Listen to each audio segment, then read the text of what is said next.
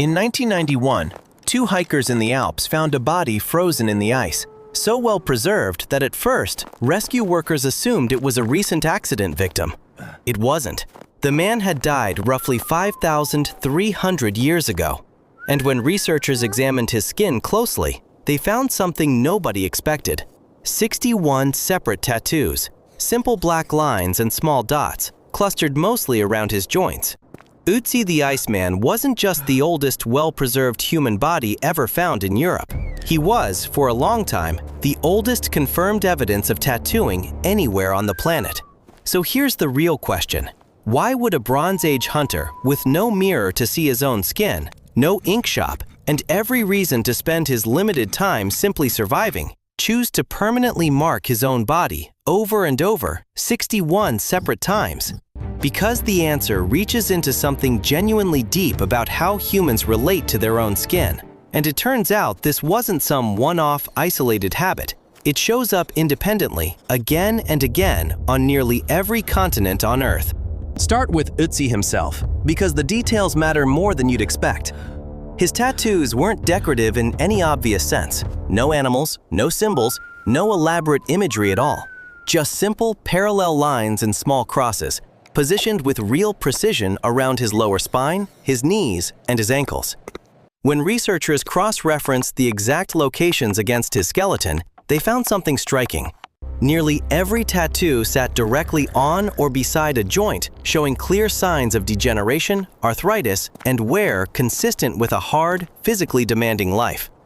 The placement lines up remarkably closely with points still used in modern acupuncture for pain relief in those exact same joints. That correlation has led many researchers to a genuinely compelling theory. Ötzi's tattoos may have functioned as a form of therapeutic marking, applied specifically at sites of chronic pain, quite possibly as part of an early healing practice roughly parallel in concept, if not in mechanism, to acupuncture. Nobody can prove intent from 5,000 years away with total certainty. But the pattern is too precise, too consistently tied to genuine physical wear to easily write off as coincidence. If that theory holds, tattooing wasn't invented as art first. It may have been invented as medicine. But Ötzi wasn't remotely alone, and some tattoos found elsewhere are considerably older than his. At the British Museum, two naturally mummified bodies, known as the Ghebelline mummies, recovered from Egypt and dating back roughly 5,300 to 5,100 years, were long assumed to carry only faint discoloration on their skin, dismissed for decades as simple staining from the natural mummification process. In 2018, researchers using infrared imaging discovered that the marks were actually deliberate tattoos: a wild bull and a Barbary sheep on one body, and what appear to be S-shaped motifs and staff-like figures suggesting ritual or status on the other. These are now considered the oldest known figurative tattoos on Earth, predating or roughly matching Ötzi depending on the exact dating. And they prove that tattooing, in at least two very different regions of the ancient world, wasn't just about pain relief. It could also be about imagery, status, and meaning. Egypt keeps offering more evidence the further researchers look. Mummies belonging to women from the Middle Kingdom period, roughly 4,000 years ago, show geometric tattoos, dots and dashes arranged into patterns concentrated around the abdomen, hips, and thighs. For decades, early archaeologists assumed these women were simply dancers or women of low social status, a startlingly common bias that shows up repeatedly throughout the history of studying tattoos on female remains. More recent scholarship has pushed back hard against that assumption, proposing instead that these tattoos may have carried genuine religious or protective significance, possibly tied to fertility and safety through pregnancy and childbirth, applied by and for women within their own cultural framework, not as some kind of low-status marker imposed on them. Now travel from Egypt to the frozen steppes of Siberia, because the next major piece of evidence is almost unbelievably well preserved. In the Altai Mountains, archaeologists excavating Pazyryk burial mounds, dating back roughly 2,500 years, found bodies naturally preserved by permafrost, skin and all. One of the most famous, a woman researchers now call the Siberian Ice Maiden or the Ukok Princess, was covered in elaborate tattoos. mythical griffins, deer with fantastically elongated antlers curling across her shoulder and down her arm, rendered with a level of artistic skill that genuinely stuns modern tattoo artists who've studied the photographs. Other bodies recovered from the same burial culture, including a man buried nearby, carry similarly intricate animal designs covering large sections of their arms and torsos. These weren't simple therapeutic dots. This was sophisticated figurative art, applied with real technical skill on bodies that were clearly buried with considerable ceremony and status. Researchers studying Pasiric culture believe the tattoos likely marked social rank, personal achievement, or spiritual protection, quite possibly some meaningful combination of the three. The Scythian-related peoples of the Eurasian steppe, described in later Greek accounts as covered in tattoos from head to foot, weren't being exoticized or exaggerated by outside observers. The archaeological record backs up almost exactly what those ancient accounts claimed. Here's where the story takes a turn that connects directly to the word we still use today. When European explorers, most famously Captain James Cook's expedition in the late 1700s, encountered Polynesian cultures across the Pacific, they witnessed something they had no existing word for at all: an incredibly sophisticated, deeply established tradition of skin marking that Tahitians called tatau. That word, adapted into English, is literally where our modern word tattoo comes from. Polynesian tattooing wasn't some minor cultural footnote. It was an entire, deeply structured system. In Maori culture specifically, facial tattoos, known as moko, carry genealogical and personal information as precise and specific as a written biography, recording a person's ancestry, their social rank, their accomplishments, even significant events from their own life story, all carved directly, permanently, into the skin of the face using specialized bone chisels called uhi, rather than simple puncturing needles. Losing your moko or having it damaged carried real social consequences because it functions simultaneously as identity document, family record, and personal history, worn permanently and visibly for every single person you ever met to read. Across the wider Pacific, in Samoa specifically, the traditional pe'a, a full-body tattoo extending from the waist down to the knees, marked a man's formal transition into adulthood and carried enormous social weight and respect within the community. The tools and techniques used to apply it, involving carved combs called o, struck rhythmically with a mallet, remain in active use today, passed down across an unbroken chain of master tattoo artists called tufuga tatatau, stretching back multiple centuries with the technique barely altered. Now shift attention to Japan, and specifically to the Ainu people, the indigenous inhabitants of Hokkaido and neighboring regions. Ainu women traditionally receive tattoos around the mouth, starting in childhood and gradually extended and darkened over years as they aged, eventually forming a distinctive dark pattern that visually resembled a wide, permanent smile framing the lips. These tattoos marked full transition into womanhood and were considered essential for a woman's spiritual journey into the afterlife.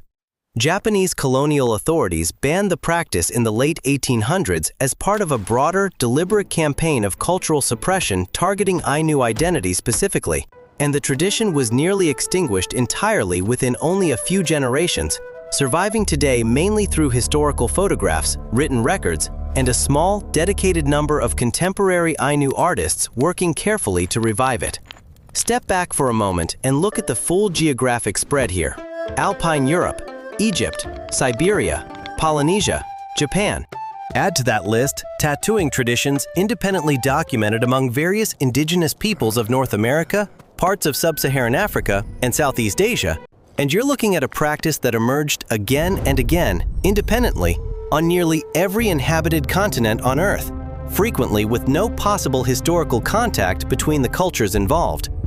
That kind of pattern should sound familiar by now, because it echoes something you've probably already noticed in other deep history topics.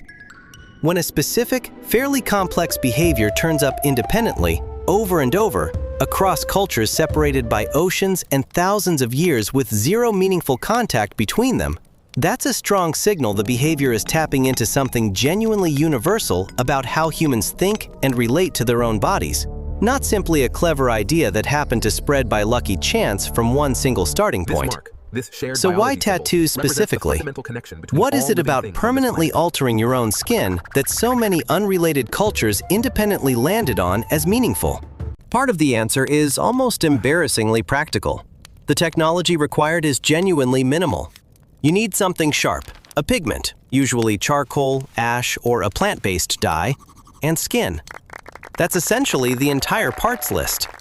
Compare that to something like metalworking or agriculture, both of which demand extensive specialized knowledge, specific raw materials, and lengthy multi-step processes. Tattooing, by comparison, is almost absurdly accessible. Once any culture had even a rudimentary sharp implement and some form of pigment, the basic technical barrier to tattooing was already gone. But accessibility alone doesn't fully explain why the practice carried so much consistent weight, why it kept showing up specifically tied to identity, status, healing, and protection across such wildly different, unrelated cultures. Part of that likely comes down to permanence itself. A tattoo, unlike face paint, unlike jewelry, unlike clothing, cannot be easily removed, misplaced, stolen, or casually taken off at the end of the day. It becomes a permanent, physically inseparable part of the body carrying it. For marking something a culture considered genuinely important, an achievement, a rite of passage, a spiritual belief, a claim of protection, permanence itself was very often exactly the point. There's likely a psychological dimension here too. Deliberately choosing to endure real, sustained physical pain in order to create something lasting is a costly, unmistakable, and very difficult signal to fake. Evolutionary anthropologists sometimes refer to this general category as a costly signal, a visible marker that's expensive or painful enough to produce that it reliably indicates genuine commitment, real status, or authentic group membership, precisely because casual outsiders or freeriders won't bother going through the same cost to fake it. A Samoan paea, taking multiple painful sessions spread across weeks to complete under the traditional method, demonstrates real endurance and genuine commitment to the community in a way that's essentially impossible to counterfeit cheaply. And then, their simple, straightforward memory.